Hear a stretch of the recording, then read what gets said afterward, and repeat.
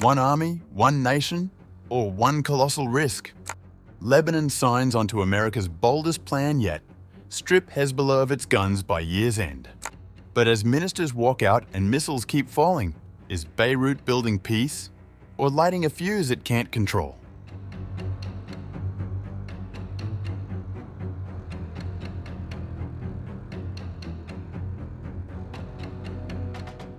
Reuters exclusively reported on August 8th that the United States has presented Lebanon with its most detailed proposal yet for disarming Hezbollah by year's end. The plan, submitted by President Trump's Middle East envoy Tom Barrack, outlines a four-phase approach that would see the Iran-backed group stripped of its weapons. At the same time, Israeli forces withdraw from 5 positions in southern Lebanon. Lebanon's cabinet convened on August 7th to discuss what Information Minister Paul Morkos described as a historic decision. Following the meeting, Morkos announced that ministers had approved the framework's objectives, though he emphasized the limited scope of their agreement. Our discussion and decision were only limited to the goals, to the objectives. We did not go into the timetables. We are waiting for an executive plan report from the Lebanese Army Command to complete the decisions that complement our decisions, whether today or in the session before yesterday. Morkos said that the cabinet accepted the principles of the U.S. proposal, including the gradual end of the presence of non-state armed groups in the country, including Hezbollah, both north and south of the Litani River. Morkos added that the principles to which Lebanon agreed also include ensuring Israel's withdrawal from Lebanese territory and the cessation of all hostilities, including ground, aerial, and maritime violations. However, the cabinet meeting was marked by a dramatic protest walkout. 3 Lebanese political sources told Reuters that Hezbollah ministers and their Muslim Shiite allies withdrew from the session in opposition to the disarmament discussions. This came just days after Hezbollah had denounced any disarmament efforts as a grave sin, vowing to treat such decisions as if they didn't exist. The US proposal establishes an ambitious timeline. Phase 1 requires Beirut to issue a decree within 15 days, committing to Hezbollah's full disarmament by December 31st, 2025.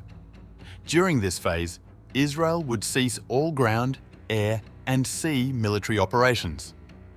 The plan then progresses through increasingly complex phases, culminating in the dismantling of Hezbollah's heavy weapons, including missiles and drones, within 120 days. Tom Barrack praised Lebanon's decision on social media, writing, "This week's cabinet resolutions finally put into motion the one nation, one army solution for Lebanon. We stand behind the Lebanese people."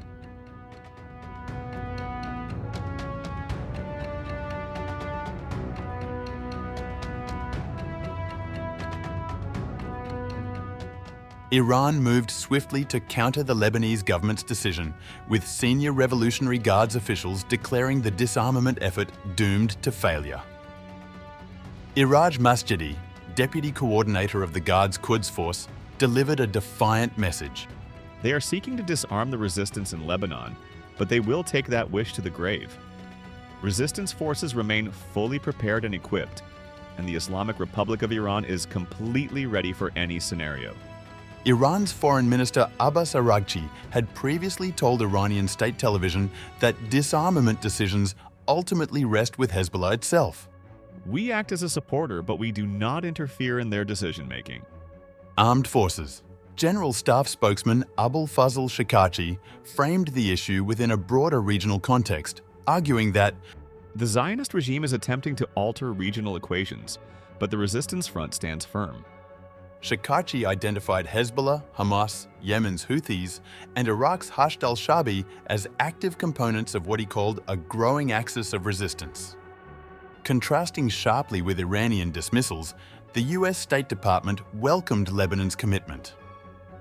Principal Deputy Spokesperson Tommy Pigott addressed the significance of the Lebanese decision during Thursday's briefing. It says the United States welcomes the Lebanese government's decision on Tuesday to task the Lebanese armed forces with a plan to bring all weapons under state control by the end of the year. This is an important step towards Lebanese sovereignty. We continue to watch developments in Lebanon very closely. Special Envoy Tom Barrack made it clear what the president needs to see. As long as Hezbollah retains arms, words will not suffice. The Lebanese armed forces must fully commit and act now to fully implement the government's decision. The credibility of Lebanon's government rests on its ability to match principle with practice.